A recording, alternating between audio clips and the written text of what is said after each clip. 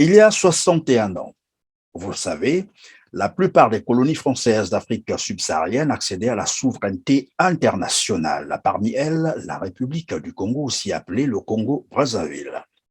Est-ce pour autant les Congolais jouissent-ils de leurs droits et libertés irrelatifs?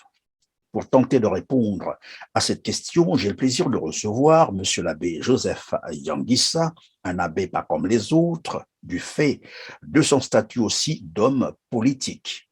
Probablement que ça vous étonne, mais non. Il n'est pas interdit à un chrétien ou à un abbé de faire la politique. À ce sujet, je vous propose de suivre la déclaration du pape François qui lève cet équivoque. Humble. Tant de fois nous avons entendu « Un bon catholique ne se mêle pas de politique ». Ceci n'est pas vrai, ceci n'est pas la bonne voie. Un bon catholique se mêle de la politique en offrant le meilleur de lui-même. Voilà, vous avez probablement compris que c'est à ce titre d'homme politique que nous recevons M. l'abbé Joseph Yangissa. Moi, c'est Christian Perrin. Bienvenue à vous qui avez choisi Teler TV pour suivre votre émission Droit de savoir. Bonjour, Monsieur l'abbé Yangissa. Bonjour, Monsieur Christian Perrin. Merci de l'invitation, surtout en cet événement qui est une fête pour tous les Congolais. La fête de l'indépendance. Vous avez dit, oui, vous avez dit fête pour tous les Congolais, mais il y a des Congolais qui ne se reconnaissent pas dans cette fête parce que ils pensent que les choses ne vont pas telles qu'ils l'auraient souhaité. Oui, mais l'indépendance, c'est vrai, c'est celle d'un pays, notre pays, un territoire, une communauté humaine face à d'autres communautés humaines.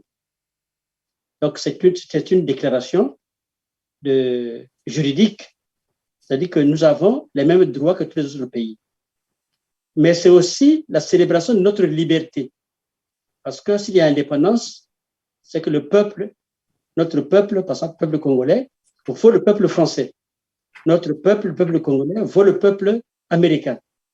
Donc, les actes que notre peuple adopte doivent être respectés par les autres peuples comme des actes souverains.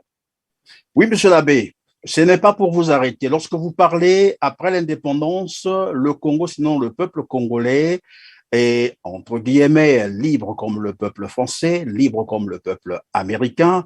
C'est un discours ou bien c'est une réalité? Ça, c'est un fait juridique. C'est le fait juridique. C'est-à-dire que nous pouvons rester devant les tribunaux internationaux sur cette base-là. C'est-à-dire que nous avons une existence juridique comme l'existence d'un enfant qui naît, qui vient au monde d'un acte de naissance, il existe. Bon, maintenant, ça signifie que dans ce peuple-là, l'expression est aussi libre par rapport au choix de ses dirigeants.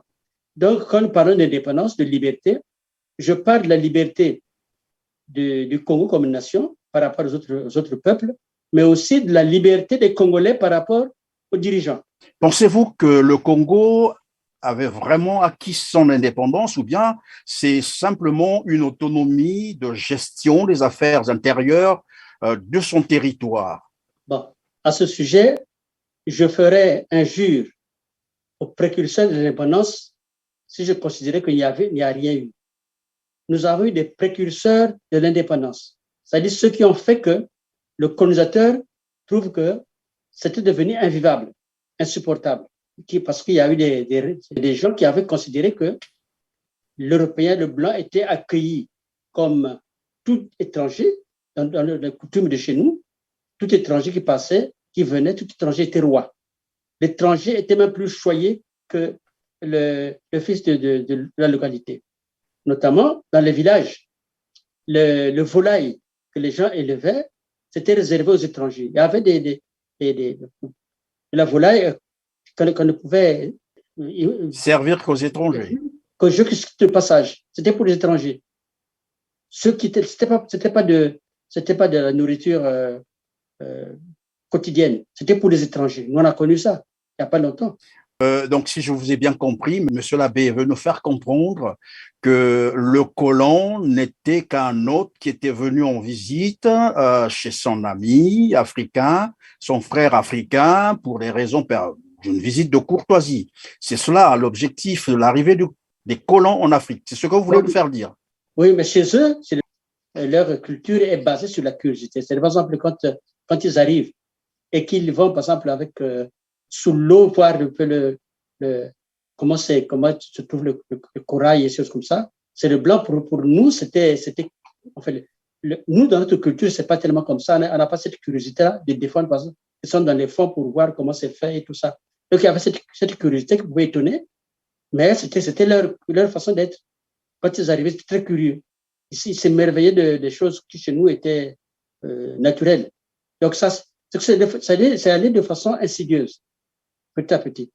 Donc, c'était pas qu'ils voulaient hypothéquer leur terre, surtout pas ça. Mais pourtant, monsieur l'abbé, après, ils ont pillé les matières premières, ils ont pillé les ressources africaines jusqu'à faire cultiver du coton aux Africains, les exploitants. Et vous appelez ça une visite de courtoisie d'un autre? C'est là que je mets une différence entre les Mabia Manganga, qui avaient vécu cette pénétration-là, cette avancée des Européens, et les autres, parce que la réaction des Mabia Manganga, Boitan Bongo, cette réaction n'était pas pour demander l'indépendance, c'était pour demander le respect de leur dignité, parce qu'ils ne considéraient pas que le pays était hypothéqué. Donc, ils considéraient que l'étranger commençait à brimer les fils du pays. Donc là, les Mabia Manganga ont mené des actes de guérilla. J'ai été dans le village de Mabia Manganga, vous pouvez voir d'où ils venaient, pour aller poser des actes de guérilla, c'est-à-dire qu'ils se vengeaient. Et Mabia Manganga, qui était un chef, ne pouvait pas accepter de voir ces hommes se plaindre par rapport aux brimades. Mabia Manganga donc devait être vu comme un traître. Parce que quand il demandait à être respecté, ça correspondait chez les Blancs à la dignité de l'homme. La dignité de l'homme, il ne disait pas vous les Blancs respectez les Noirs. Il disait non, respectez les hommes que nous sommes. Et d'ailleurs, le mot Muntu, ce n'est pas un groupe ethnique. Ce n'est pas une race non plus. Muntu, chez nous, ça signifie l'homme. Donc les Blancs trouvaient que c'était considéré comme si on se présentait comme une race ou un groupe humain. Non, c'était l'homme. Donc même le blanc était Muntu. Muntu, blanc, l'homme blanc, délai, Muntu. Donc c'était le respect du Muntu. Oui, monsieur l'abbé, comment s'est passée l'indépendance du Congo? Cet événement, moi je veux comprendre avec vous. Oui, d'ailleurs, puisque j'ai parlé des précurseurs, nous pouvons parler de l'indépendance sans ces précurseurs-là. Et c'est pour ça d'ailleurs que j'ai dit à la du rouge, parce que c'est le sang. L'indépendance, c'est le prix du sang. Ce n'est pas un cadeau, c'est le prix du sang de ces précurseurs-là. On ne peut pas les négliger. Quand ils ont posé un acte comme ça, le colonisateur a compris que les temps avaient changé. Les temps avaient changé, qu'il fallait accentuer la violence. Parce qu'ils avaient un objectif, Et donc, après ces précurseurs-là, nous avons eu, il y avait Mabia Manganga, Boitan Bongo et tout ça, toute compagnie.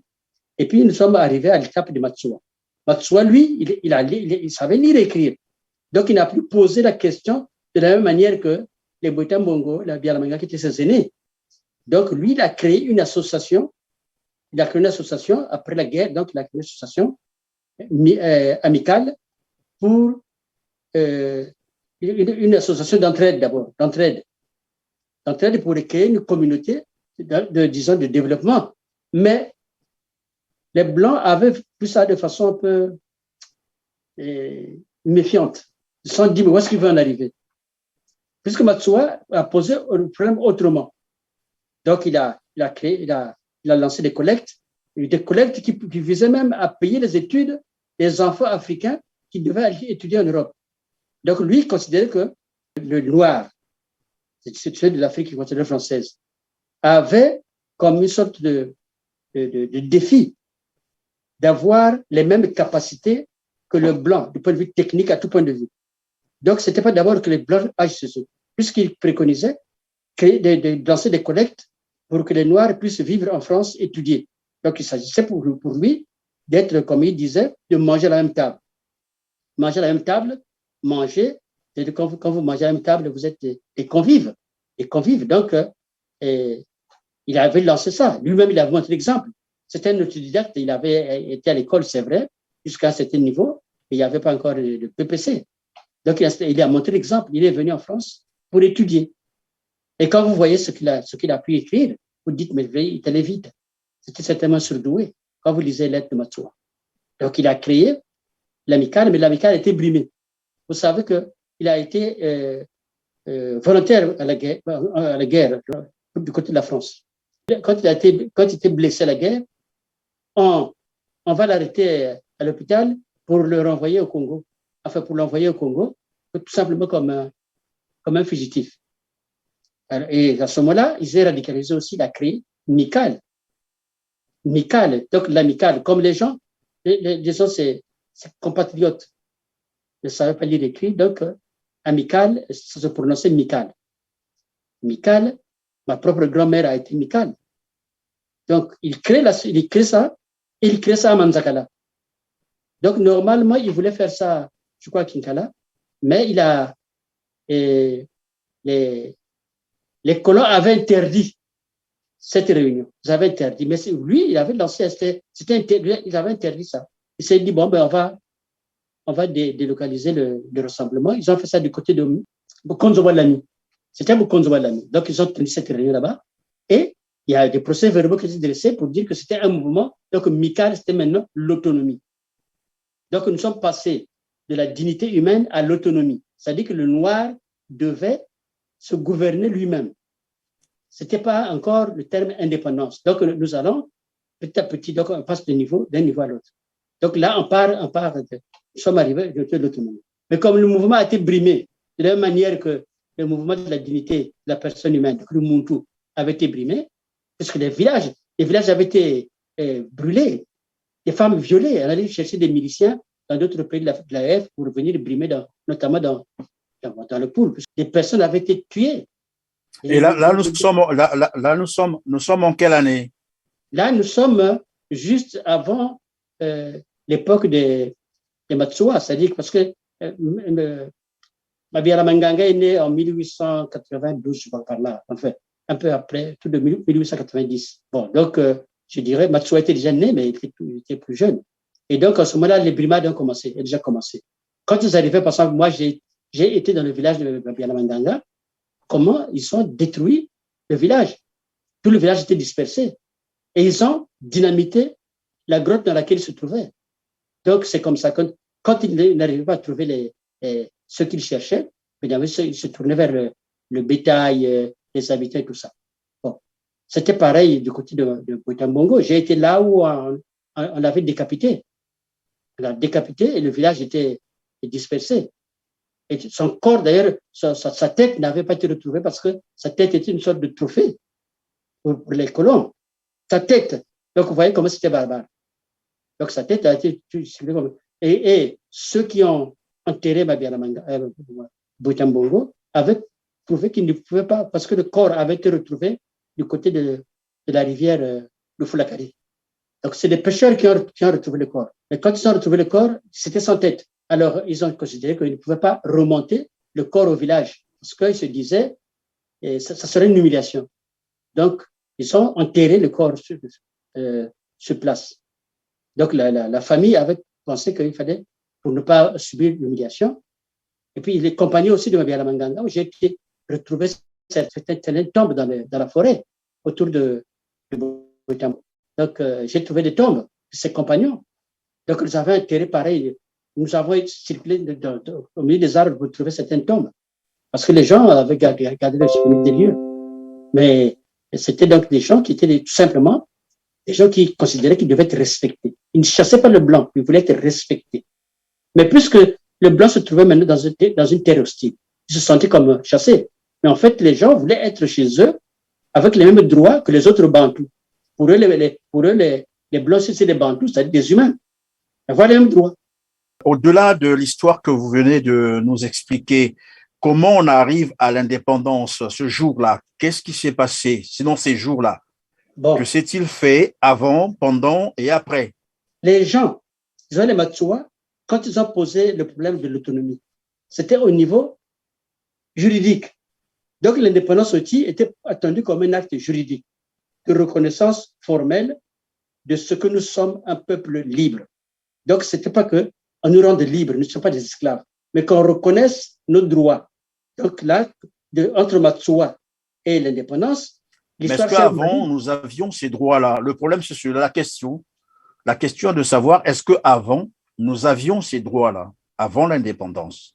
Quand on prend le Congo, Sassou connaît nos droits, mais ce n'est pas parce qu'il ne reconnaît pas que ça n'existe pas, nos droits, c'est à nous de les faire respecter. Et ce que les gens faisaient dans les villages, quand ils attaquaient certains Européens. Donc, c'était une façon de revendiquer ça, de revendiquer leurs droits.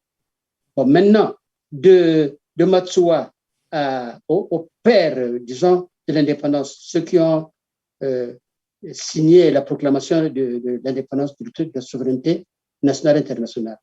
En ce temps-là, il y a eu les 2 guerres mondiales, notamment pour la deuxième. Beaucoup d'Africains sont allés se battre. Et certains chefs avaient même envoyé des volontaires. Ce n'étaient pas des gens qui étaient partis la corde au cou.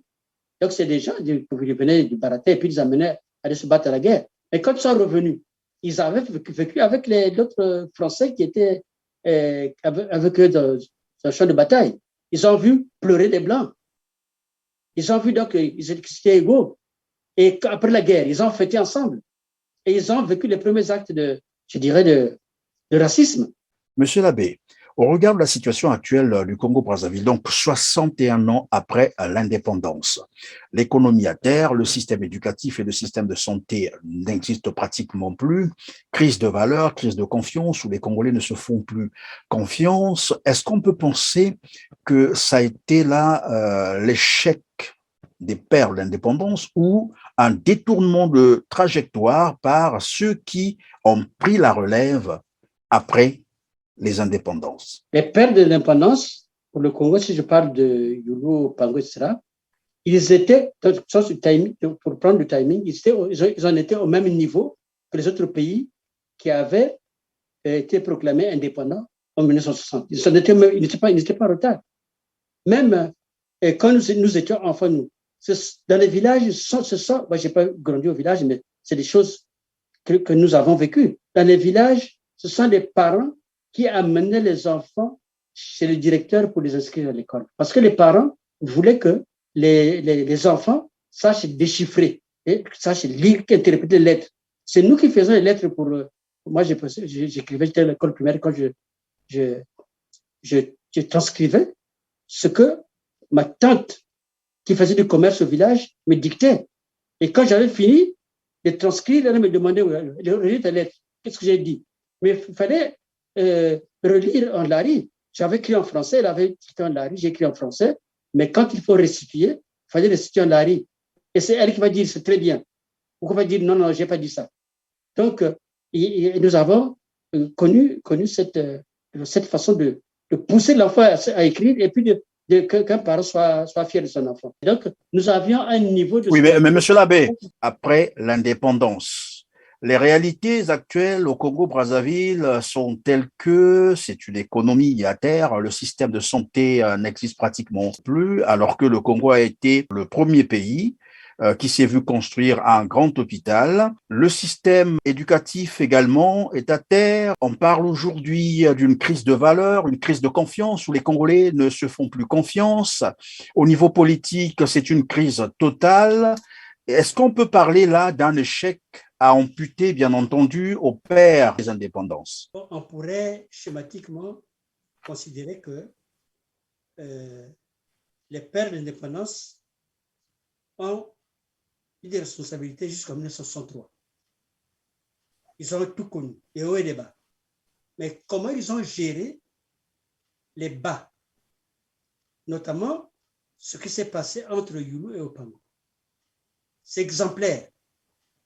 Au fait, l'histoire en question, Yulu et Opango, est-ce que vous pouvez nous la relater? Yulu et Opango, Yulu était plutôt côté droit de l'échiquier politique français par rapport à la France. Opango, avec le PSA et bien sûr l'autre aussi, Chikaya Potmar, était plutôt du côté gauche par rapport à l'échiquier français. Mais comme les problèmes dans nos pays ne se posent pas en tant que gauche-droite, Ça n'a pas eu beaucoup d'impact. Donc, ils sont opposés parce qu'effectivement, ici en France, ils avaient leurs alliés sur le terrain. Il y avait, donc, Youlou avait ses supporters qui l'avaient poussé à créer un parti politique quand il avait échoué à l'élection départementale au niveau du département de colonie. Là. Donc, il y a eu... Youlou avait ses propres supporters en France, ses propres alliés. Au Pango aussi, il y avait des alliés. Maintenant, leur manager ici en France voulait que leurs poulets sur le terrain réussissent. Donc, au Pango, ne comptait pas beaucoup trop uniquement sur son village. Parce que la population dans le nord, à l'époque, il était bien presque 1 habitant au kilomètre carré. Il ne comptait pas sur ça. Donc, la population était plus concentrée dans le sud. Donc, ça s'est rapidement, disons, transformé en fief. Et Youlou a beaucoup compté, parce que la première fois que Youlou avait échoué, c'est parce que Larine n'avait pas voté pour lui. Donc, mais après, il a fallu expliquer avec beaucoup de tact. Et quand il a expliqué, il fallait faire le lien entre ce que Matsoa avait fait, avec l'autonomie qu'il demandait, parce qu'il avait eu beaucoup de succès. Il y a des gens qui sont rebellés par rapport à leur patron, les Européens, sur l'affaire Matsoa. Il y a des chrétiens qui ont fait grève de messe dans les paroisses parce qu'il y a eu des prêtres blancs qui considéraient que sur Matsoa, qui était un ancien catéchiste, c'était une façon de désobéir à l'Église. Donc, il y a eu ça. Et il y a eu des chrétiens. Les premiers chrétiens, c'était presque des gens de Matsoa. Hein. Matsoa était considéré comme, parce qu'il savait lire écrit, il savait expliquer des choses. C'était peut-être quelqu'un de surdoué. Quand on lit vraiment, c'est quelqu'un qui connaissait les problèmes. Les problèmes, il les a toujours posés de façon juridique. Jamais un rapport de force juridique. Il avait affaire aux avocats. Il invoquait les droits de l'homme, etc. Et donc, il a eu, comme je disais tout à l'heure, un enfant de l'école primaire qui pouvait faire des lettres, Matsoa André avait fasciné par sa capacité à mettre le blanc au pied du mur. Donc, il était pris en exemple. Mais comme il avait donc justement un procès un procès injuste contre lui, avec des faux témoins, etc. La manière avec laquelle il avait été arrêté, jugé, tout ça, avec des faux témoignages contre lui.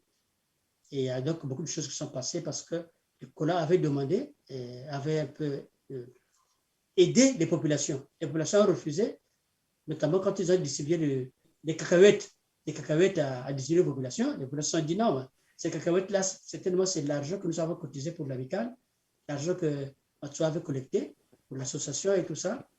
Donc, ils ont considéré que Matsoa était un escroc, on allait leur retirer de l'argent. Ils ont dit non. Nous, c'est volontairement qu'on a cotisé, donc cet argent ne le reprend pas. Et quelque temps après, quand ils ont commencé à distribuer ces choses-là aux habitants, les habitants pensaient que c'était une manière de leur restituer l'argent. Donc, ils ont refusé ces choses-là. Ils ont refusé parce qu'ils ont considéré que Matsoa était donc considéré comme injustement arrêté, emprisonné, jugé. Et comme par hasard, Matsoa est déclaré mort en prison à Mayama. Mais pour vous dire comment il était soutenu, c'est qu'à l'époque, il y avait donc Monseigneur Nkunku, qui était comme prêtre africain. Il n'a pas eu froid aux yeux, il ne s'est pas gêné de courir très vite à la prison de Matsoa, de Mayama, quand il avait appris que Matsoa était mal en point. Là-bas, il était là-bas parce qu'à l'époque, il y avait donc l'extrême onction. Donc lui, Matsoa, n'était donc pas exclu de l'Église puisqu'il avait droit à l'extrême onction de ce prêtre noir. Donc, Monsieur Nkunku était là-bas pour lui accorder l'extrême onction. Ils avaient donc de bonnes relations. Donc, Matsoa était populaire. Et donc, après, les gens ne voient pas son corps. Mais les gens auraient souhaité, si Matsoa était mort, au moins qu'on leur restituât le corps et qu'il célèbre les obsèques comme un fils digne du pays. Ça ne s'est pas fait. Donc, même Monsieur Nkunku avait dit lui-même qu'il n'avait pas vu le corps. Mais quand il est arrivé, on lui avait dit que c'était trop tard, il était déjà mort et donc il était populaire. Donc, quand Youlou arrive, d'autres arrivent, il y a d'autres qui étaient candidats, mais quand Youlou se lève pour aller parce qu'il était encouragé par des prêtres, notamment par son évêque, Monsieur Biéché à l'époque. Tout comme en Centrafrique, Boganda avait été encouragé par son évêque. Donc, il y avait des évêques qui comprenaient que, bon, mais, ils n'ont pas assez de cadres, le prêtre était le seul à faire des études supérieures, donc ils disaient oui, allez-y. C'est l'intérêt, c'est pas comme aujourd'hui, à l'époque, on disait... Oui, et donc, rapidement, comment on arrive au conflit, finalement, le conflit de 59? Le conflit se passe donc, le pouvoir c'était un régime parlementaire. C'est-à-dire c'est le Parlement qui désignait le Premier ministre. Le Premier ministre qui devait conduire le pays à l'indépendance. Donc, quand ils font l'élection parlementaire, certains considèrent que jusque-là, Opango devait gagner parce qu'il avait normalement un électeur de plus. Quand il fallait donc voter pour le Premier ministre, il avait donc un député de plus, donc il devait mathématiquement gagner. Mais aussi, nous sommes à l'époque des charmes. Ce n'est pas seulement aujourd'hui qu'il essaie de débaucher. Il y avait des charmes, mais l'arbitrage est assuré par la France. Donc, il y a un député de Opango qui a changé de bord au cours de l'élection et qui a voté pour Youlou. Donc, du coup, Youlou a gagné l'élection législative. Donc, il y a des gens qui ont dit certainement qu'il a corrompu. Mais il n'y a pas eu de voie de recours légitime. C'est-à-dire qu'il n'y a pas de preuve. Rien ne prouve. Rien ne prouve. Et puis après, parce que qu'est-ce que c'est prouvé sur le terrain? Parce que Youlou a prouvé qu'en fait, il était populaire dans le sud, puisque aux élections municipales, l'UDDA, son parti, a gagné les 3 grandes villes de l'époque. Brazzaville, c'est l'UDDA qui a gagné, avec donc lui-même comme maire. Pointe-Noire, c'est l'UDDA qui a gagné, avec Tchichélé comme maire. Dolisie, c'est l'UDDA qui avait gagné, avec Pierre Goura comme maire. C'était les 3 grandes villes. Quand tu avais ces 3 villes-là, et puis les régions environnantes, tu gagnais les élections. Donc, du coup, Opango aussi s'est dit, bon, mais ce n'est pas la peine de continuer à courir, entendons-nous. Et quand ils ont voulu créer justement un parti unique, ce n'était pas Youlou qui avait imposé le parti unique. C'était une conséquence logique pour en finir avec la tribalisation du pays. Et la plupart des pays africains avaient pensé que c'était la seule solution. Les rassemblements, disons, les regroupements se faisaient sur la base des connaissances. Et ceux qu'on connaissait le plus, c'était des gens du village, des gens du quartier, etc., qui venaient. Mais il n'était pas dit que quand vous êtes une autre tribu, vous venez, on vous chasse. Ce n'était pas comme ça. Et donc, voilà, vous avez dit Youlou gagne donc les élections législatives. Et après, qu'est-ce qui arrive pour qu'on arrive à ce conflit-là? Oui, mais c'est après, donc, parce qu'il y a une contestation de cette élection. Donc, les conflits ont commencé à Pointe-Noire. Mais des gens qui étaient adultes à cette époque peuvent vous dire ça. Nous, on était tout petits quand tout ça, mon père célébrait et tout ça. Mais il y a des gens qui étaient assez grands, qui étaient même, je dirais, des acteurs, comme les Ndalagraï, comme les Massal Sindé, qui étaient doublés d'un historien. Je peux vous détailler. C'est-à-dire que les conflits ont commencé là-bas et les conflits sont arrivés à Brazzaville. Mais ce n'était pas que les Lari contre les Mboshi. Parce que du côté de Opango, on trouvait aussi des Lari. Le premier Mboshi, je crois, qui avait été tué. Parce que moi aussi, j'ai beaucoup discuté avec qui était au MCDD avec Tembian Billy. Tembian Billy, qui était aussi un ancien du séminaire, avec qui j'ai changé beaucoup parce qu'il avait du respect pour le père. Et c'était aussi un universitaire. Donc, lui, il était jeune militant. Jeune militant. Donc, il dit bien que une des personnes qui avait été tuée du côté de Poto-Poto, c'était un militant de Youlou, mais originaire du Nord, mais qui avait été tué parce qu'il était militant de Youlou, parce qu'il a été tué par les gens du Nord. Donc, ce n'était pas d'abord un Moshi contre Lari. Voilà. Donc, il avait été, si j'ai bien compris, il avait été tué par... Tué par des militaires de Opango parce qu'il était youliste, mais pourtant, il était du Nord. Et puis, il y a des gens aussi qui étaient au Sud, qui étaient du Sud, qui avaient été, je ne sais pas si tués, mais qui avaient été menacés, notamment André Bikoumou, et parce que c'était un grand commerçant à l'époque, c'était un grand commerçant à Congo, mais qui avait manqué de la mort parce qu'il était avec Opango. C'était un Lari. Donc, ce n'était pas d'abord Moshi Lari, ce n'était pas comme ça. C'était 2 partis en manque d'idées. Parce que normalement, les partis ne se créent pas des idées, mais ce n'était pas l'idéologie. Donc, c'était l'appartenance à un leader. Donc, après, ils ont fait quoi? Donc, on va contrôler la chose en considérant que nous allons avoir un seul parti, un même parti. Donc, Opango et Yulu ne se sont pas vus contraints cette histoire-là de créer un parti unique. Mais l'une des raisons qui vont militer à ce que Yulu soit démis, c'est parce qu'il veut un parti unique, parce qu'il veut un syndicat unique, etc. Ce n'est pas vrai. Parce qu'après, justement, c'est pour ça que je considère la révolution comme coupable. Parce qu'après qu'ils ont trompé le peuple, non seulement Yulu avait augmenté les salaires que les gens exigeaient, non seulement ce n'était pas une révolution, parce que le groupe qui est allé au palais, normalement, ils devaient se retrouver tous. Mais le groupe qui est allé au palais le plus vigilant, c'était le groupe qui venait de Bakongo. Donc, ce n'était pas une histoire de tribu. Le groupe qui venait de Bakongo, mais ils croyaient qu'ils allaient être ralliés par les autres. Bon, finalement, il y a eu quoi? Ceux qui ont été décidés.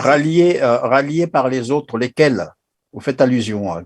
Le groupe qui venait de Bakongo, qui devait se rendre au palais, devait être rejoint par ceux qui venaient de Brazzaville Nord. Mais ça ne s'est pas fait comme ça. C'est un peu comme à l'époque de, je ne sais pas, ça toujours fait comme ça. C'est-à-dire qu'on dit, on manifeste et puis il y a un côté qui ne vient pas.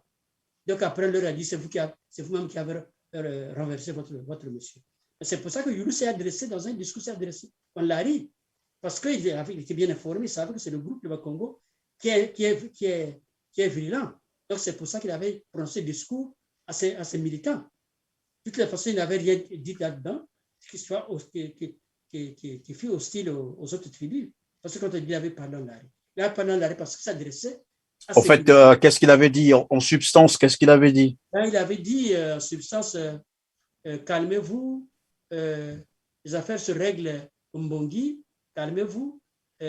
Si vous avez des désirata, on va régler ça, je vais réfléchir, je vais répondre.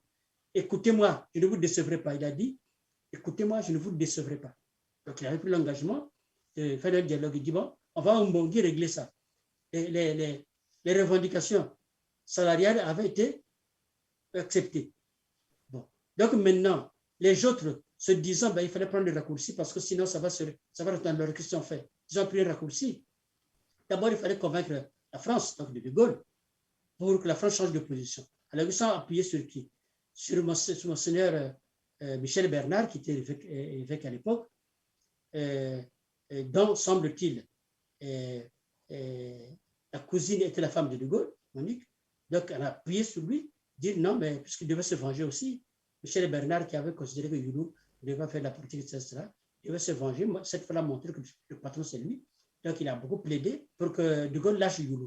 Mais en France… Oui, mais en dehors, monsieur l'abbé, en dehors de ce qu'on a reproché à Yulu, à Philbert Yulu, ces idées d'un parti unique, un syndicat unique, apparemment, on lui reprochait aussi le détournement, c'est ça? Quel détournement? Il y avait Parce qu'on a entendu, bon, moi j'étais encore très jeune, oui, mais on a entendu chanter des chants comme ça, Yulu a tout volé, on le mettra au poteau. C'était quoi cette histoire? Vous savez, à l'époque, il y avait des gens comme Matsika, qui est Dieu son âme, qui est décédé, qui passaient dans le village pour dire, il a détourné. Quand il est passé sur son propre village, à Kibouende, dès qu'il a commencé le discours, il a dit non, il lui avait détourné. Les populations lui ont demandé, il y avait cette forme de démocratie, lui ont demandé, oui, cette histoire d'argent, nous l'avons appris, nous l'avons apprise. Donc, il paraît que Yulu a détourné l'argent. Et je le dis, mais depuis que vous avez déclaré cela, nous vous avons demandé de faire des comptes. Il a détourné combien? Jusqu'à présent, vous ne nous avez pas répondu. On a posé la question à Vatsika, mais répondez-nous. Vous avez des experts. Il a détourné combien? Ça n'a jamais été dit ni pendant les campagnes, ni au cours du procès, au cours duquel on avait condamné Yulu à mort. Et donc, si j'ai bien compris, l'histoire des détournements accusés, dont Yulu était accusé, c'était des histoires montées de toutes pièces, c'est cela? De toutes pièces, parce que d'abord, un peu plus tard, on a entendu le témoignage, par exemple, de Kungango, qui n'était quand même pas d'abord du bord de Yulu, qui avait reconnu que Yulu n'avait pas détourné un franc. Il a reconnu. Bon, la deuxième chose, je dis, c'est que même le Ténéa Mbili, qui était secrétaire particulier de Yulu, secrétaire particulier, alors qu'il venait de ça, secrétaire particulier de Yulu, a toujours dit que Yulu n'avait jamais détourné. Et l'histoire, quand on dit que l'argent, quand il y avait une mission, au retour, on remettait l'argent au trésor. Mais ce n'était pas qu'une histoire postérieure. Mais la plupart des pays étaient gérés comme ça. Même si vous attendez des histoires comme ça au Mali, le président malien remettait l'argent au trésor. Et donc, on peut comprendre par là, Monsieur l'abbé, que c'était déjà là l'ombre de la révolution qui va suivre, c'est cela. Exactement. Donc, des manipulations politiques, il fallait préparer la conscience populaire pour ce qui devrait arriver. Voilà. Maintenant, parce qu'il fallait que l'armée intervienne pour faire partie, puisque de toutes les façons, si le parti de Youlou était bien organisé, s'il y avait eu une contre-manifestation, il y aurait eu une marée humaine. Les disons révolutionnaires n'auraient pas tenu le coup. Pas tenu le coup. Parce que les gens ne comprenaient pas. Les gens ne comprenaient pas ce qui se passait. Et puis, l'UDD n'était pas vraiment structuré. C'était un parti, je dirais, populaire. Populaire, c'est-à-dire, il y avait Youlou et puis le peuple. Il n'y avait pas vraiment de numéro 2, numéro 3 et tout ça. Bon, donc voilà. Alors, finalement, la révolution va arriver. Comment ça va se passer et est-ce que c'est par là que commencent aussi les violences politiques? La révolution va arriver avec le mouvement national de la révolution. Donc, les grands acteurs, c'est les syndicalistes, ceux qui avaient obtenu la tête de Youlou, parce que quand Youlou démissionne, il y avait qui? Il y avait les syndicalistes et les militaires. Mais là où sont les militaires qui demandent la démission, c'est un coup d'État. Youlou avait demandé sur l'assistance des militaires. C'est les militaires qui ont dit qu'il faut démissionner, on ne peut plus assurer votre sécurité. Ça veut dire quoi? Quand vous savez le président, sécurité, pourquoi sécurité? Par rapport à qui? C'est une menace. Il a démissionné sous la menace des militaires. Donc c'est un coup d'État dont on voulait la couverture du peuple. Donc il fallait créer un climat comme ça pour justifier le coup d'État. Parce qu'après, qu'est-ce qui s'est passé? Ils ont créé un gouvernement provisoire, dirigé par Massamba Deba. Bon, mais ce n'était pas une élection. Il n'y a jamais une élection. Mais comment Massamba Deba est arrivé à la tête de ce groupe-là, lui qui n'était pas militaire? Massamba Deba, ils étaient allés le chercher. Il paraît qu'il était dans son village, ils sont allés le chercher. Les hommes qu'ils ont installés, et comme ça, vraiment, c'est bon. Comme on fait un coup d'État, c'est-à-dire on veut l'installer. Et après, ils ont organisé un référendum. Le référendum, est-ce qu'il s'agit c'était pas une élection. C'était un référendum où il y avait oui ou non. Il y avait un bulletin noir, un bulletin, je crois, vert ou blanc. Je ne sais plus. Mais le bulletin non, on disait que celui qui dit non, c'est le bulletin noir. Donc, il veut le chaos. Donc, effectivement, je sais que dans les fiefs youlistes, les gens ont voté non. Ça, je le sais. Parce que notre maître à l'époque, c'était un militant du nouveau régime. Donc, il surveillait dans les bureaux. Il considérait que vous êtes bête et tout ça. Donc, le non l'avait emporté. Donc, les grandes fraudes, parce que Djilé Guba a affiché. Mais les grandes fraudes massives, c'était à l'époque, le non l'avait emporté. Selon les gens qui étaient dans les urnes, le non l'avait emporté. Ils avaient bourré l'urne avec le oui qui était de couleur verte ou blanche, quelque chose. Donc, déjà là, c'était pas un tel ou un tel. Non, c'était pas des candidats. C'était le système. Donc, quand les gens déclaraient le oui vainqueur, donc la révolution commence, est engagée, avec comme Premier ministre Pascal Lissouba, c'est-à-dire tous ceux qui étaient partis de Paris, c'était des marxistes. C'était des marxistes idéologiques. C'était des marxistes idéologiques, quand ils sont rentrés, donc ils ont pris le pouvoir. Et ils prennent le pouvoir, donc le pays est géré comme ça. Youlou est emprisonné. Et quand il est emprisonné, Opango qui rentrait d'une mission à l'extérieur, et quand il est rentré, et qu'il apprend que le président Youlou était en prison, et lui, on voulait donc faire grâce. Non, mais vous n'étiez plus. Donc, la seule personne qui était visée là-dedans, de tout le gouvernement, c'était le président Youlou. Ça veut dire quoi? Ça veut dire que c'est le poste qui intéresse. Parce qu'Opango qui était vice-président, il dit non, toi, tu peux rentrer chez toi. Mais Opango, c'est un honnête parmi les honnêtes. Parce que quand vous avez des conflits comme ça, des conflits de sang avec quelqu'un, vous pouvez dire, ben, écoutez, c'est mon temps de prendre le pouvoir. Donc lui, il a dit non, moi, puisque j'ai gouverné avec lui, s'il a volé, moi aussi j'ai volé. Ça signifie qu'Opango n'a pas reconnu en son président un voleur. Et il a voulu d'ailleurs, il a voulu se constituer prisonnier, c'est cela. Il s'est constitué prisonnier, c'est pas lui, il s'est constitué prisonnier. Monsieur l'abbé, certains observateurs estiment que politiquement parlant, le Congo-Brazzaville est un pays trop violent. Un pays où on tue les présidents en plein jour, on assassine les cardinaux, un pays où on emprisonne d'autres présidents, un pays où on fait des expéditions militaires à répétition contre les populations civiles et qui se soldent souvent en des dizaines de milliers de morts. Est-ce le fait d'avoir raté l'indépendance? Le bilan actuel a eu ses Oui. prémices dans la Révolution. Tout ce qui fait aujourd'hui, ça a commencé à faire faillite un peu en titubant de la Révolution. L'école a commencé à faire faillite. Moi, j'ai discuté à l'époque, j'étais au séminaire. Quand vous dites révolution, nous sommes donc en quelle année comme ça? 63. 63. Parce que moi, j'étais au séminaire. Je discutais avec des amis de mon frère qui militaient de la MNR, de la GMNR, enfin, qui militaient, qui étaient sympathisants. Me disaient, ah, voilà, vous, on veut nationaliser l'école, vous n'êtes pas d'accord. Mais peut-être que vous gagnez quelque chose dedans. J'ai dit, mais l'Église gagne quoi dans les écoles? Ah oui, il y a quelque chose qui doit. C'est pas possible que vous vous teniez. J'ai dit, ah bon, c'est comme ça. Mais quand les écoles ont été nationalisées, on a vu quoi? L'enseignement s'est dégradé. Parce qu'il était même interdit de punir. Parce que même à la maison, les parents étaient interdits de punir les enfants. Il y avait des enfants qui dénonçaient les parents dans les sections, parce qu'il y avait des sections de militantisme. Les enfants allaient perdre le temps là-bas. C'est devenu d'avoir des groupes scouts et tout ça. Dans les scouts, on apprenait quoi? Dans les scouts, on apprenait à être autonome, comme on dit le mot. Être autonome. C'est-à-dire, vous êtes dans une forêt, quand vous allez faire du feu, tout ça. Comment il fallait se débrouiller? C'est ce qu'on apprenait. Ce n'était pas au niveau de la religion. On apprenait à être des hommes, dans le scoutisme, dans ces mouvements-là.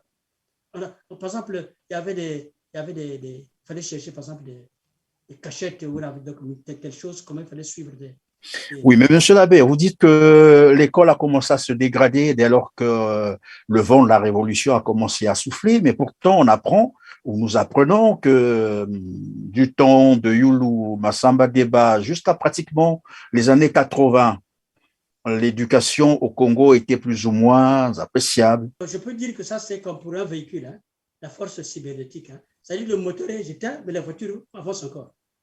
Parce qu'il y avait cette...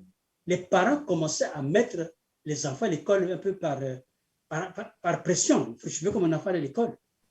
Donc, la passion de l'école, les enfants, et les parents aussi, continuaient. Je ne dis pas qu'ils sont venus pour saboter. C'est-à-dire quand il y a une nationalisation, par exemple, moi, quand les écoles sont nationalisées, je suis déjà au séminaire, en 6e.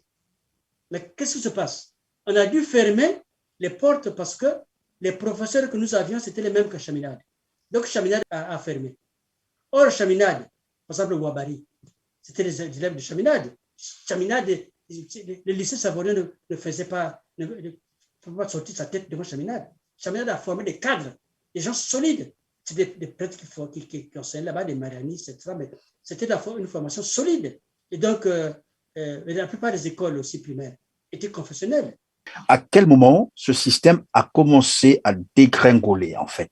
Par exemple, quand on a nationalisé les écoles, nous, à l'époque, normalement, nous, au BPC, on devait faire, quand on faisait au séminaire, on faisait un BPC genre série C. C'est après l'indépendance? Oui, ça, c'est après l'indépendance, oui. C'est-à-dire que il y avait un BPC scientifique. C'est-à-dire que vous n'avez pas physique et chimie, vous avez sciences naturelles, des choses comme ça. Deux options. Donc, quand vous pensiez, quand vous aviez comme projet au lycée de faire lettres, vous faisiez le BPC, genre, entre guillemets, littéraire, et les autres, les scientifiques. Mais quand on a obligé, à la Révolution, à voulu faire de tout le monde des scientifiques. Donc, nous autres qui n'étaient pas bons en chimie, mais c'était emmerdant. Et tout d'un coup, vous devez faire la chimie.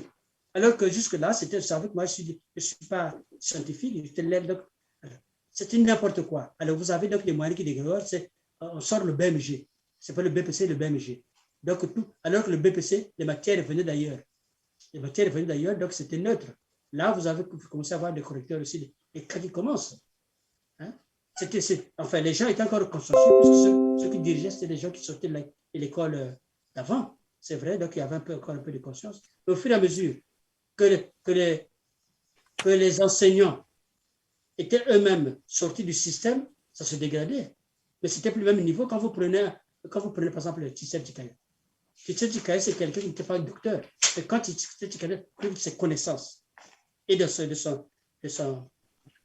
expression, mais tu pensais que c'était un doctorat, je ne sais pas quoi. L'université de Brazzaville, les étudiants venaient de partout, il y avait des Tchadiens, c'était l'Afrique centrale. Hein.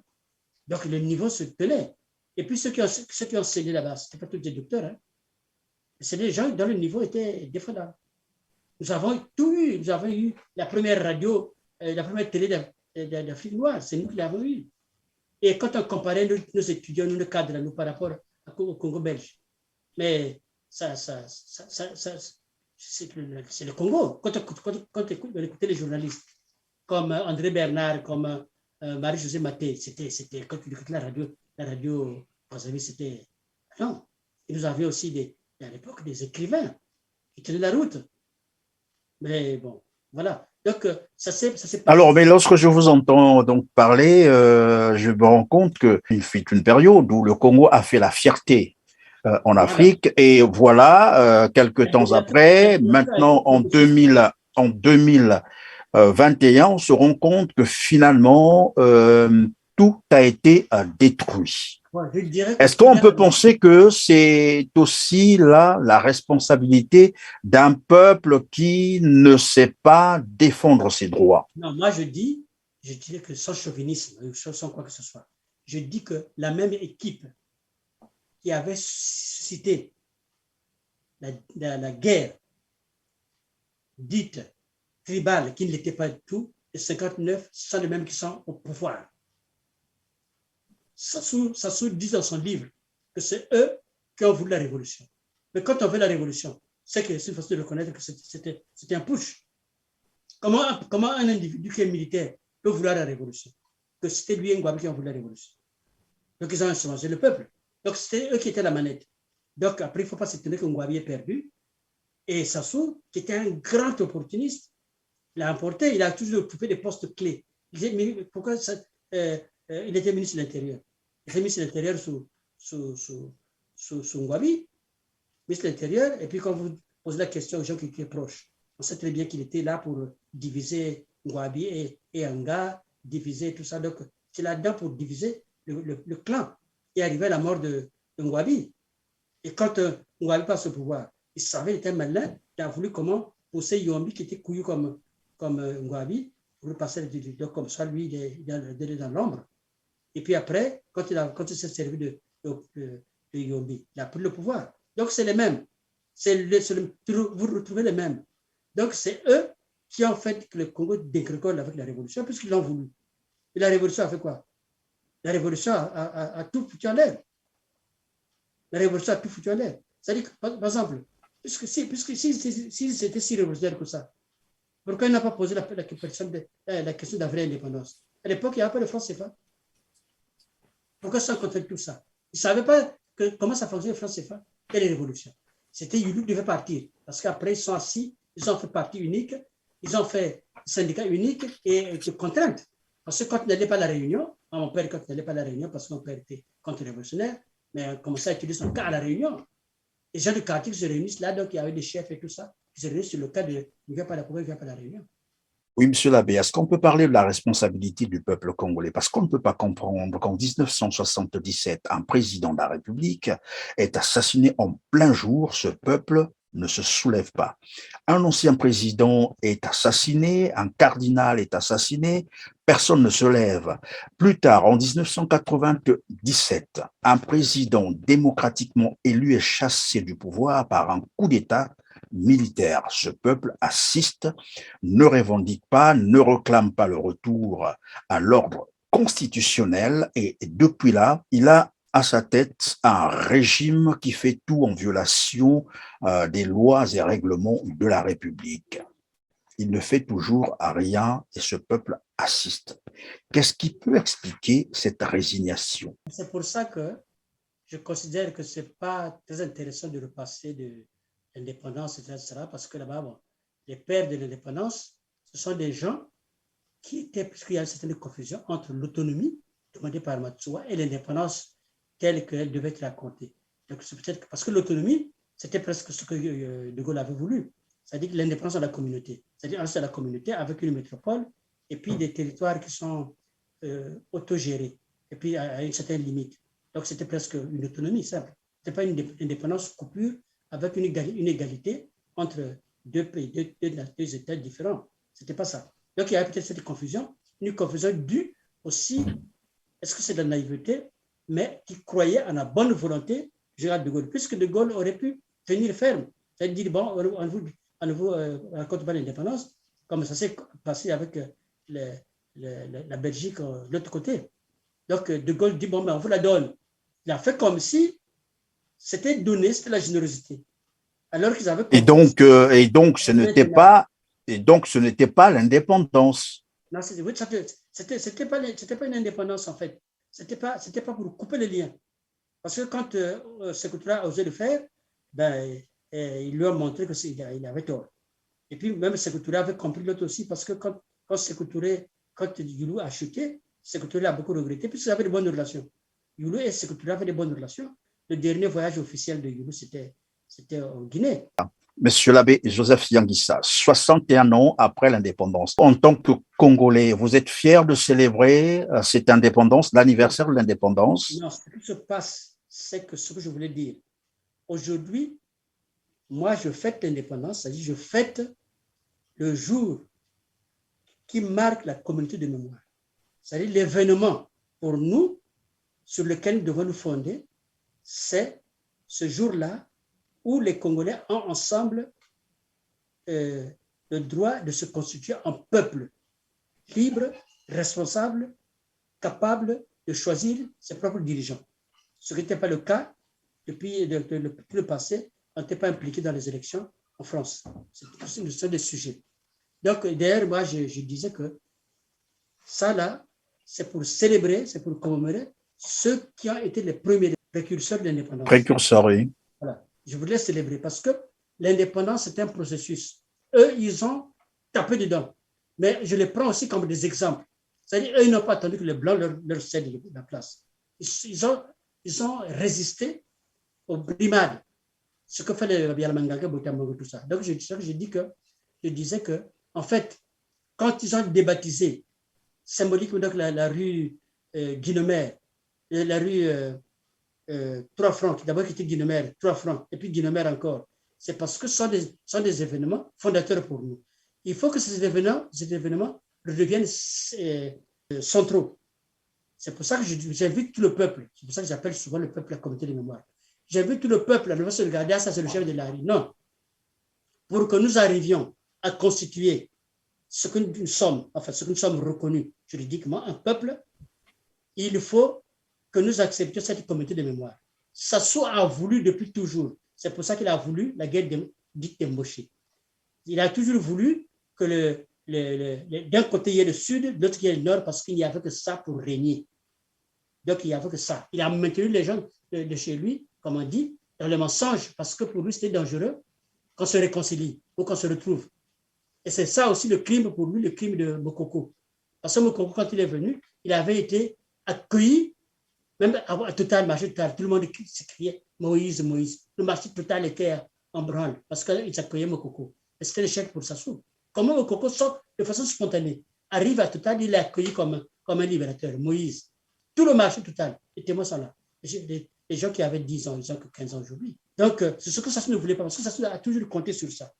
Aujourd'hui, tout le monde sait que le Congo est dans une situation, je dirais, chaotique. En fait, plus rien ne marche au Congo-Brazzaville. Quel bilan d'abord, vous faites en tant qu'homme politique? Le Congo, en fait, a commencé à dégringoler depuis longtemps. Moi, je me souviens du dernier discours de Massamba Deba. C'était un soir. Massamba Deba, quand il a fait un discours, le dernier qu'il a fait, il dit, oui, mais il y a certains qui disent le Nord n'a jamais commandé. Le Nord n'a jamais commandé. Mais dites seulement que moi, je n'ai jamais commandé. Ça voulait dire quoi? On avait senti qu'il avait appris quelque chose. C'est-à-dire qu'il y avait des gens qui revendiquaient le pouvoir du Nord. Et il a dit non, ce n'est pas le Nord, c'est vous qui voulez commander. Donc, il avait indexé des gens. Ces gens-là, c'est un petit groupe. On le sait. Donc, ce petit groupe qui a voulu renverser Massamba Deba. Ce petit groupe qui est triomphant aujourd'hui. Et ce n'est pas rien si certains comme Diawara, après ce groupe-là, je crois que la révolution avait éclaté. Ce sont les mêmes qui ont fait Kiengwabi. Ce sont les mêmes qui, après, ont récupéré le pouvoir. Et aujourd'hui, ce n'est pas par hasard si Sassou est le seul qui a une telle longévité, contre qui il n'y a jamais eu de coup d'État, parce que c'est lui qui le faisait. Tout ce qui se passe était préparé depuis longtemps. Ce qui se passe, ce n'est pas une incapacité de Sassou. Ce n'est pas une impossibilité pour Sassou d'avoir des cadres dans son village. Mais c'est que c'est une gestion volontaire. Ils ont voulu gérer le pays comme ça. L'argent c'est pas une faillite. Ce n'est pas parce qu'ils ont voulu gérer qu'il y a eu des problèmes comme il en a vu dans toutes les affaires. Non. Oui, quel bilan dressez-vous Quel bilan dressez-vous? Quelle lecture faites-vous? Oui, mais il n'y a pas de lecture à faire. C'est la kleptomanie triomphante. C'est le vol. Le pays n'a jamais été gouverné. Il n'a jamais essayé de gouverner. Ils ont des institutions à Libye. Vous avez trouvé Cour des comptes, tout ça. De me poser la question. Il y a eu du Parlement. Il n'y a pas de Parlement. C'est un système unique. Il y a un homme qui est présent dans tous les systèmes. Il est au Parlement. C'est lui qui dit qu'il doit être député. Il n'y a pas d'élection. C'est lui qui doit être sénateur. C'est lui qui doit être président après lui. Il n'y a pas de gestion ou d'essai de gestion. Ce n'est pas que le pays soit... Le problème du pays, c'est que nous avons des voleurs, des kleptomanes. Parce que le mot scientifique, c'est la kleptomanie. Le mot n'est pas trop fort, non? Des voleurs. Non, le mot voleur, c'est un peu trop bas, quoi. Le petit voleur, c'est comme si... Non, petit larcin, non. Eux, c'est des kleptomanes, ça dit que c'est une scientifique. C'est une gestion, c'est une science même du vol. C'est-à-dire quand le vol est érigé au niveau scientifique, ils savent vous planquer. Et ils ont réussi à créer un réseau de corruption internationale. Dominique Strauss-Kahn, c'était quand même quelqu'un qui était pressenti président de la République. Il a réussi à le corrompre. 2 fois, il a corrompu. 2 fois, il a été président de l'Union africaine. Tout ça acheté. Sassou n'a pas géré le pays. Il sait lui-même, ce n'est pas des erreurs. Il sait lui-même qu'il devait se remplir les poches. Ça a toujours été comme ça. Quand il lui disait Mbongo Zao ou Mbuka Zao, il savait à qui il avait fait. C'est des gens qu'il avait nommés. Donc, c'était un projet. Le projet de Sassou, c'est de transformer, d'abord passer par la guerre, assassiner des gens de chez lui. Il savait comment il allait se taper le Nord. Donc, il dit le Nord, allons-y, allez conquérir le Sud. Une fois qu'il n'a plus besoin du Nord, ça devient les Mboshi. Une fois que les Mboshi, ça devient la famille. Son fils, là, il n'est pas allé loin. Il savait qu'il allait faire comme ça. Il savait depuis longtemps vieux plan. Donc, lui, en fait, il est passé de la victoire militaire à la victoire politique, c'est-à-dire transformer la conquête militaire en dictature. En conquête politique. Pour imposer les gens qu'il veut. C'est les moyens qu'il vise maintenant. Puisqu'il n'a plus confiance en une armée même du Nord. Il prend des mercenaires et grâce à l'argent. Il avait besoin d'argent pour gérer tout ça. Donc, une fois qu'il a transformé cette victoire militaire en victoire politique, maintenant, il reste à transformer cette victoire politique en victoire financière. C'est-à-dire créer après les Mboshi, c'est la classe sociale la plus élevée qui va occuper les premières cordées. Ça ne sera plus les Mboshi. Ça sera des gens pris chez les Vili, chez tout ça. Donc, quand il prend le nouveau Premier ministre, là, c'est dans cet esprit-là. Ce monsieur-là, ce n'est pas un politique. Il est parti politique, mais c'est des petits à Kiki. Donc, il va en avoir partout toutes les régions et vous allez voir bientôt que ce n'est pas un parti politique. Même pas le PCT qui va diriger, c'est des associations.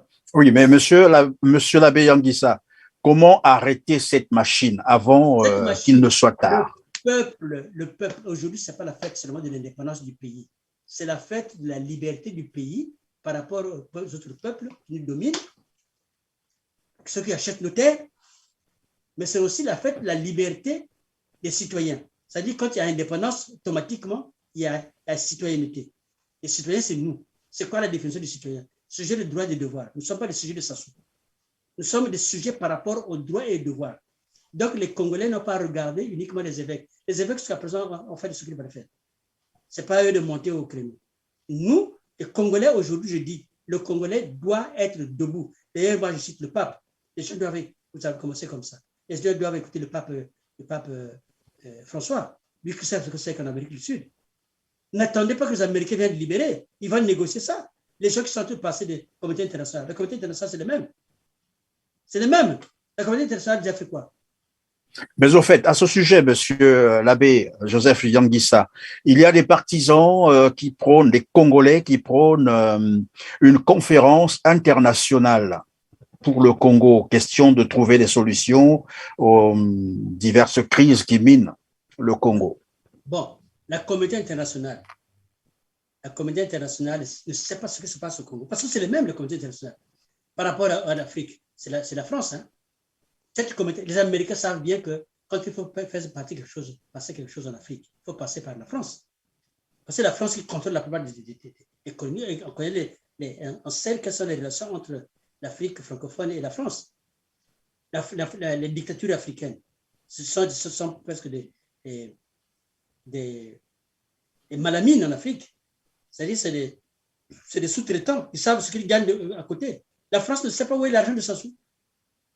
La France ne sait pas qu'il y a des crimes que Sassou a commis. La France sait tout. La France sait plus que nous. Macron sait plus que nous. Et il appelle comment? Ami. Le dirigeant ne sait pas qui est Sassou quand il appelle ami. Il connaît le poids des mots. Ils savent. Ils en savent plus que nous. Donc, on va les chercher pour régler quoi? Ils savent. Les problèmes qu'il y a déjà eu là-bas, il y a eu des morts pendant des mois. Cette communauté internationale n'est pas venue. Même pas pour arrêter la main de Sassou, qui s'acharnait sur les populations innocentes. On a vu la communauté internationale. Donc, quand ils venaient s'asseoir, c'est pour dire quoi? C'est à mon avis quoi? La communauté internationale sait pertinemment ce qui se passe au Congo. Dans le détail, ça. Les chiffres, les connaissent. Les chiffres, le nombre de morts, les connaissent. L'argent se trouve et tout ça. Ils connaissent toute la comptabilité, ils l'ont. Donc, la communauté internationale, c'est les copains de la France, c'est tout. Qu'est-ce que M. l'abbé Joseph Yangissa propose comme alternative? Il y a l'alternative. Nous devons, en tant que Congolais, assumer le devoir. Maintenant, je veux m'adresser au maillon faible. Il y a un maillon qui fait qu'il n'y a pas peuple. C'est le maillon que Sassou avait voulu mettre derrière. Le maillon qui considère que tout ce qui était fait, c'est à leur faveur, donc on ne bouge pas. C'est un défi pour eux.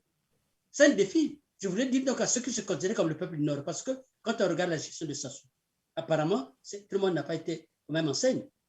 Il y a des gens qui considèrent le Sud que dans le Nord, ils sont gâtés. Est-ce que c'est vrai ou c'est pas vrai? Est-ce que dans le Nord, ils sont gâtés ou pas?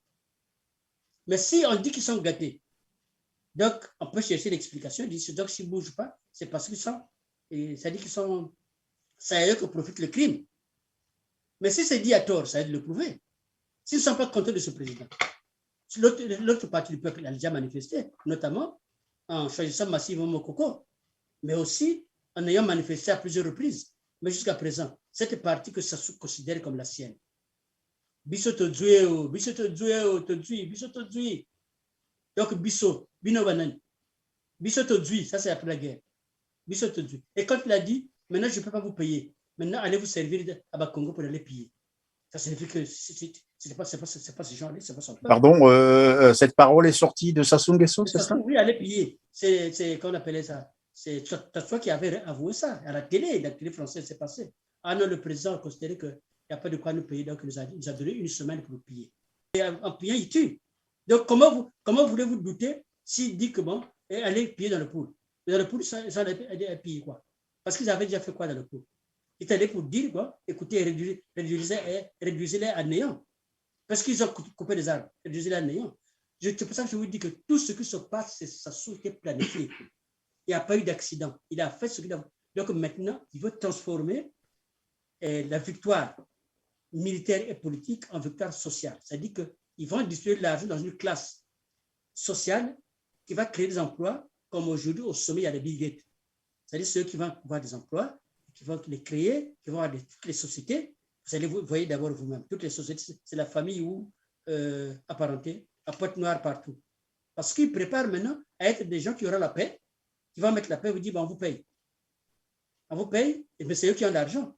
Donc, ça devient une classe politique, financière, qui va régner sur le Congo, mais dans une paix apparente. C'est-à-dire que vous n'aurez pas de droit de grève, il n'y aura plus de parti politique, c'est-à-dire qu'on ne peut plus poser des termes en termes politiques, mais en termes d'intérêt individuel. Chacun va se battre pour lui. Et comme les syndicalistes aujourd'hui, les syndicalistes n'existent plus. Moi, à mon avis, il faut manifester contre les syndicalistes. Les gens doivent se dire, on n'a pas de syndicat. Parce que les retraités qui sont là, c'est des anciens syndiqués. Donc, tout d'un coup, ils ont versé de l'argent. Tout d'un coup, quand on fait plus les grèves que pour les salariés. C'est de la trahison, les syndicalistes. C'est une honte. C'est une honte, c'est pas le syndicaliste. En fait, vous voulez nous dire que finalement, loin de ce que l'on pense que ce sont des syndicalistes, mais en fait, c'est juste des organes contrôlés par le pouvoir Voilà, c'est des organes pour... ils savent comment négocier ça. C'est comme le Parlement. Le Parlement doit contrôler le gouvernement. Mais le Parlement contrôle le gouvernement, quoi. Ça, c'est des copains. Donc, je dis, c'est tout le système qui... Il ne faut pas seulement parler de Sassou. C'est tout le système parce qu'il a toujours agi dans le système. Quand je parle de système. Sassou, quand il pose un acte, il utilise des gens comme Nsourou l'avait dit. Il ne signe jamais les ordres. Il fait comme si c'était de la page. Alors, il va demander aux petits, les bébés noirs. Il va les dire bébés noirs. Viens s'agenouiller pour demander pardon, papa. Comment? Sassou qui est en train de massacrer des peuples, donc ces petits-là n'arrivent pas. Tout ça, c'est lui qui fait comme si il faut que là, s'agenouille devant lui, les habitants de telle tribu, aller demander pardon, lui là. Mais il faut le dégager, ce monsieur, il faut le dégager. Ce n'est pas Dieu qui va le faire. Les textes sont là que la liberté, on ne la demande pas. C'est un droit divin. L'homme a été créé libre. L'homme a été créé libre. On ne peut pas mettre une chaîne au cou puis tirer comme on fait pour un chien. L'homme a été créé libre. On n'a pas de Et donc, monsieur l'abbé, si j'ai bien compris, si quelquefois les grèves ne réussissent pas, les travailleurs ou les étudiants n'arrivent pas à revendiquer leurs droits, c'est parce que quelque part, il y a les syndicalistes qui jouent le jeu du pouvoir ou le jeu du régime qui empêche. Voilà, mais c'est ça. Qu'est-ce que ça veut dire de déclencher une guerre ou de faire un préavis de guerre au mois d'août? Les enseignants de l'université vont faire grève, les étudiants ne sont pas là. Donc les étudiants ne peuvent pas être au chômage parce que si c'est au chômage, ils peuvent déclencher une guerre aussi, une grève aussi. Donc ils font ça au mois d'août. C'est des rigolos, les syndicalistes sont des rigolos. En fait, vous voulez dire que c'est des traîtres alors. Donc aux travailleurs et aux étudiants d'avoir un œil sur eux. Youlou n'a pas tout volé. Non seulement Youlou n'a pas tout volé, Youlou a été condamné à mort pour n'avoir rien fait. Condamné à mort par un tribunal populaire. Normalement, Sassou, c'est pire que ça. Sassou n'est là que par les complices des réseaux internationaux. Et donc, c'est pour ça que je dis, ce sont ces complices-là qui forment la communauté internationale. Ils veulent qu'on négocie. Mais pourquoi ils ne mettent pas la même pression sur Sassou qu'ils sont sur certains autres chefs d'État? L'histoire du monde, monsieur l'abbé, permettez-moi que je termine. L'histoire de l'humanité a démontré que tous les peuples qui se sont libérés par leurs propres efforts. Mais c'est ça. Qu'attendent donc les Congolais? C'est la partie que Sassou a considérée comme son peuple, la partie nord. Moi, je ne le considère pas comme des collabos, mais je le considère comme peut-être des complaisants. Parce que c'est à eux que profitent tous ces crimes. Les crimes financiers, les crimes de sang. Donc, ils considèrent que c'est eux que ça profite, mais qui le prouvent que ce n'est pas eux que ça profite. Ils le prouvent. Il suffit que certains disent non, mais vous savez, nous aussi on souffre. Le problème n'est pas là. Le problème est reconstituer un couple. Est-ce que la partie nord et la partie sud constituent un seul peuple? C'est la partie nord qui répond. Parce que la partie sud, on a tellement marre qu'ils commencent à parler de République sud du Congo. Mais pourquoi? Moi, je reçois ça avec beaucoup de pitié. Je me dis, mais les pauvres, ils ont peut-être tout essayé, considèrent qu'ils ont tout essayé. Les autres sont complaisants avec Sassou. Mais qu'on ne considère pas comme des gens qui ne veulent pas que nous recommande, on va se retirer. Mais qu'est-ce qu'ils répondent des autres? Moi, je ne suis pas d'accord avec la division. Mais parce que le défi est lancé à eux. Quand on s'issue du Congo, c'est par rapport à Sassou, c'est par rapport à la population. Bon, d'accord? Puisque vous voulez ce président-là, mais qui ne se pose pas à nous, qu'il soit votre président. Allez vous débrouiller. Bon, est-ce qu'ils acceptent ça? C'est le défi du Congo, du sud du Congo. C'est au peuple dit du Nord de répondre à la question. Les autres considèrent qu'ils ont tout essayé avec vous, mais ils considèrent que certainement que vous ne vous considérez pas comme le même peuple qu'eux. Donc, ils vous proposent de se séparer, même s'ils veulent constituer un petit territoire, mais ils considèrent que vous, du Nord, vous êtes de connivence, parce que c'est à vous que profitent tous ces crimes, et donc vous êtes complaisants. Mais ils n'ont pas envie d'attendre. Moi, je voulais parler. Monsieur l'abbé Yanguissa, quelqu'un me disait, lorsqu'on veut arriver à bout d'un régime, on n'a pas toujours besoin de toute la population. 2, 3 personnes déterminées peuvent arriver à bout d'un régime. C'est ce que, bien sûr, les Sassou Nguesso ont fait. En leur temps, j'en arrive, je vais terminer. Et pourquoi vous pensez que c'est le peuple du Nord qui empêche que ceux qui sont déterminés arrivent à bout de ce régime? Vous pensez qu'ils ont raison? Quand je parle du peuple, je vais être anonyme, je ne vais pas citer quelqu'un. Par exemple, là, ce qui s'est passé au Mali, c'est le peuple qui s'est levé, mais finalement, la finition a été faite par l'armée. Le peuple s'est levé, mais l'armée qui a pris son responsabilité, qui a fait partie du président. Et quand il y a eu maintenant un retour en Et arrière. c'est toujours une partie du peuple qui se lève. C'est jamais tout le peuple, c'est toujours une partie du peuple qui se lève. Oui, mais c'est pas. Parce que en fait, ce qu'on fait avec Sassou, ce que je de parler, c'est que le peuple, il a déjà stigmatisé le peuple en deux camps. C'est-à-dire, il y a son peuple à lui, et puis le peuple, quand il dit Bisso Todjoué, donc Bisso, Bango Banane. Donc, il y a cette partie, mais c'est parce que c'est passé au Mali. Donc, au Mali, quand les gens se lèvent, ils ne savent pas qui est à côté. Mais quand ici, à Brazzaville, quand les gens se lèvent, ils savent que tous ceux qui sont là, c'est du Sud. Et les autres se disent aussi, c'est le Sud qui sont le marché. Alors, si bien que les leaders qui sont là-bas du Nord, ils sont tout de même capables de faire bouger qui que ce soit. Parce qu'ils se disent, bon, si on lance un appel, personne ne viendra. Et parce qu'il y a un peuple qui se considère, bon, et que ça se passe mal, mais au moins, nous sommes privilégiés. Et voilà, c'est comme ça que c'est compris. C'est comme ça que c'est compris par ceux qui sont sud du Congo. Ceux qui sont sud du Congo, c'est des gens qui veulent la paix, qui veulent aussi être critiques vis-à-vis des uns et des autres. Mais ce n'est pas des gens qui sont là pour la médiocrité. Mais si là-dedans, il y a des gens qui sont tellement endoctrinés qu'ils en sont encore là, mais ils se disent, bon, écoute, nous, on n'a pas besoin de perdre du temps, nous voulons être un État séparé. C'est triste, c'est à pleurer. Monsieur l'abbé Joseph Yalgissa, est-ce qu'on ne pouvait pas faire la part des choses, comprendre que finalement, c'est toute la population congolaise qui est responsable de ce qu'elle est en train de vivre, parce que lorsque vous dites que, disons, au nord du Congo, ou dans la partie nord du Congo, est celle qui soutient Denis Sassou Nguesso, mais nous voyons bien, pendant les élections, même dans la partie sud du Congo, il y a des jeunes qui sont derrière ce candidat, Denis Sassou Nguesso. Il y a ces jeunes qui partent là-bas, et ceux qui travaillent aux côtés de Denis Sassou Nguesso ne sont pas forcément tous du Nord. Il y a aussi ceux de la partie sud. Donc, en réalité, c'est une responsabilité partagée. On trouve tout le monde. C'est une responsabilité partagée, mais c'est-à-dire que ce que je veux dire, c'est que nous avons aujourd'hui une forme d'exacerbation de la situation avec la création d'un Sud du Congo. C'est pour ça que je dis, mais ça interpelle qui? Quand on veut créer un Sud du Congo, les gens savent très bien dans le Sud du Congo que tout le monde n'est pas nécessairement pour le Sud du Congo. Le Premier ministre actuel, il est Premier ministre de Sassou, non? Mais ils parlent quand même du Sud du Congo. Ils disent pas non, Sud du Congo sans tel. Non? C'est-à-dire qu'on globalise en se disant, puisque c'est Sassou lui-même, c'est Sassou lui-même qui a revendiqué le Nord comme le sien. Ce n'est pas des gens qui ont fait ça. Quand il dit Bisso Todjoué, mais ça signifie qu'il revendique un camp. Peut-être que même tout ce monde-là n'était pas concerné, ne sont pas concernés par sa déclaration de victoire. Mais c'était ça qu'il voulait dire. Que c'est les gens du Nord, Todjoué, contre qui? Donc, ceux qui ne sont pas partis du peuple alors. Donc, les gens du Sud aussi, ils savent très bien que Mvouba est de l'autre côté. Ils savent très bien. Ceux qui veulent créer le Sud du Congo, ils ne demandent pas que Mvouba, dans ce cas-là, rejoigne le Sud du Congo. Il peut aller, il peut vivre en immigré dans le Sud du Congo. On va mettre donc, disais-je, terme à notre émission aujourd'hui parce que le temps est arrivé presque à la fin. Probablement que vous avez une dernière préoccupation, mais qui comptera également pour un mot de la fin. C'était à l'occasion de la célébration de l'indépendance. Pour moi, c'est une célébration spirituelle et politique. Moi, je m'inscris comme spirituel en tant que je suis un baptisé dans le Christ et que je considère pour moi que c'est un fait historique aussi important que ma naissance.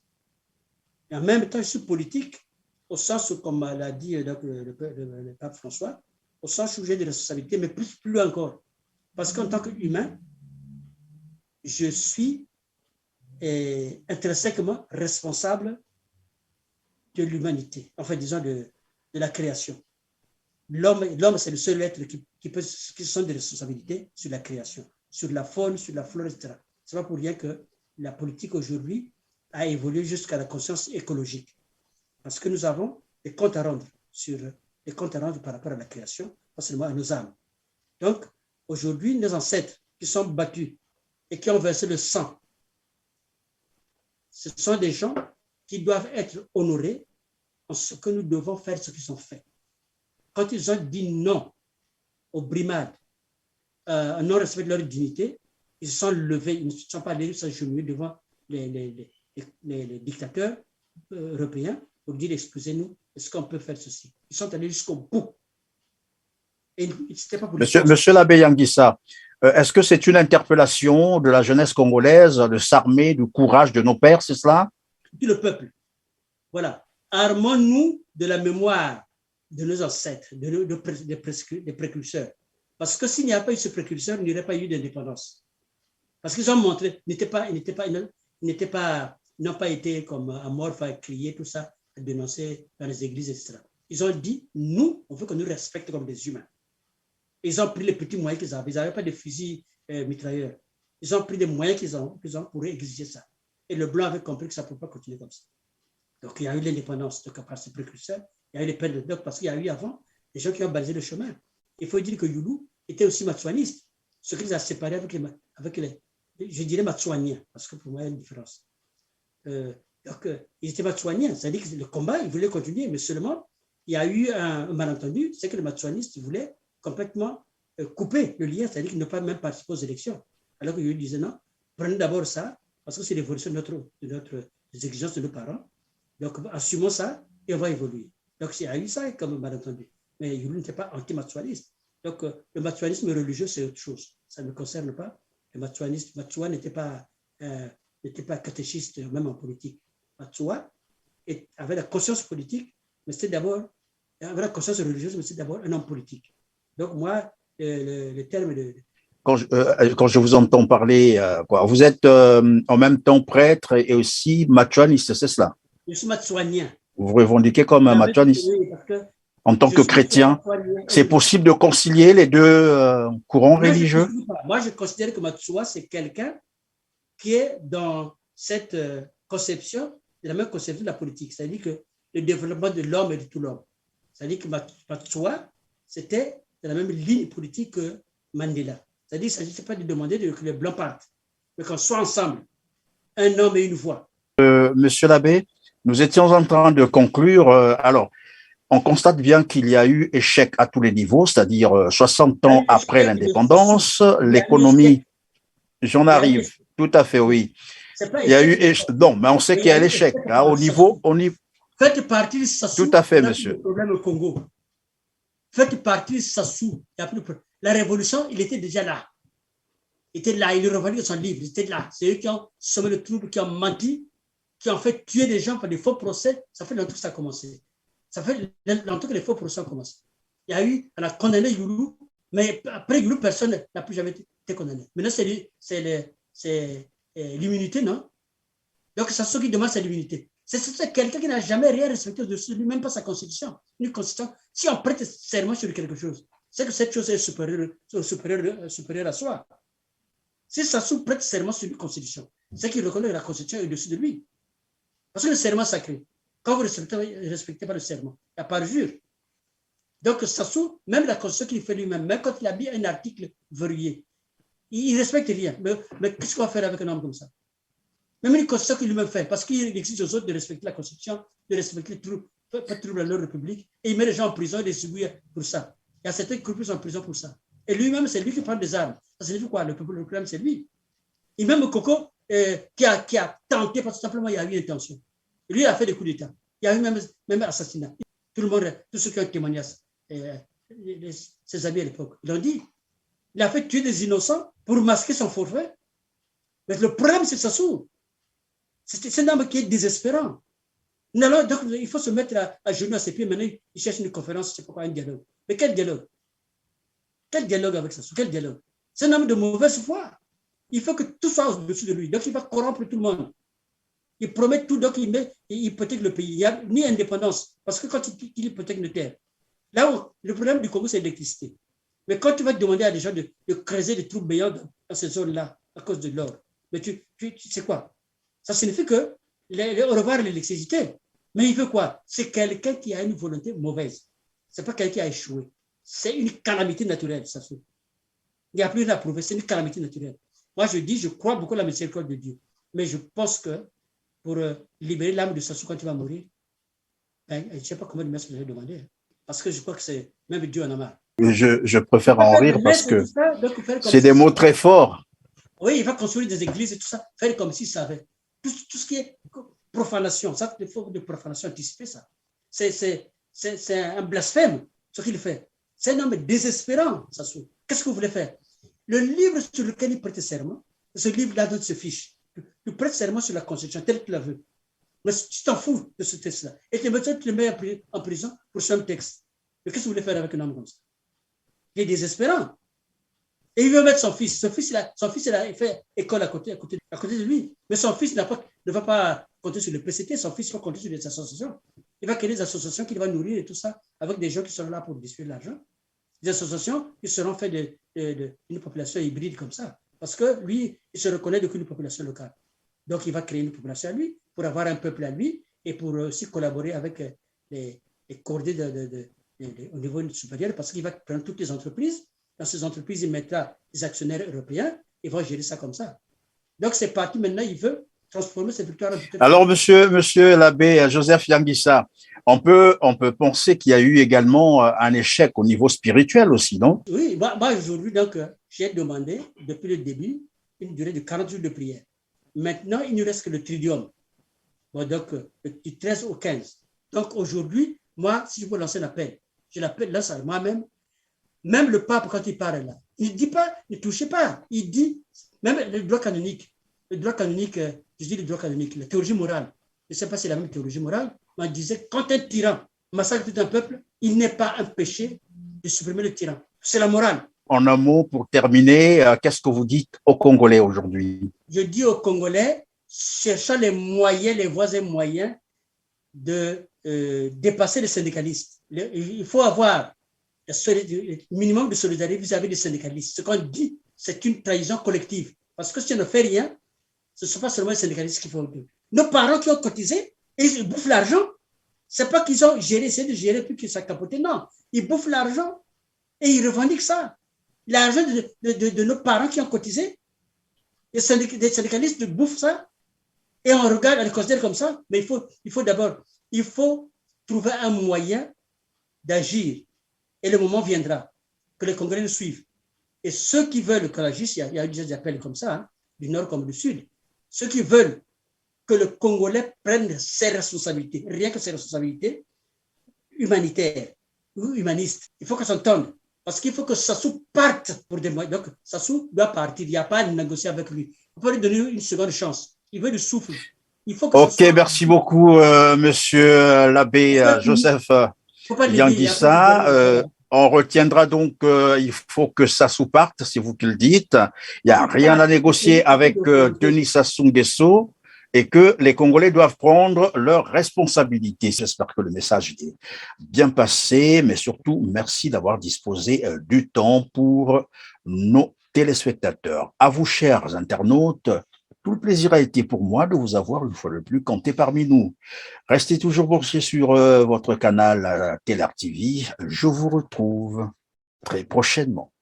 Merci.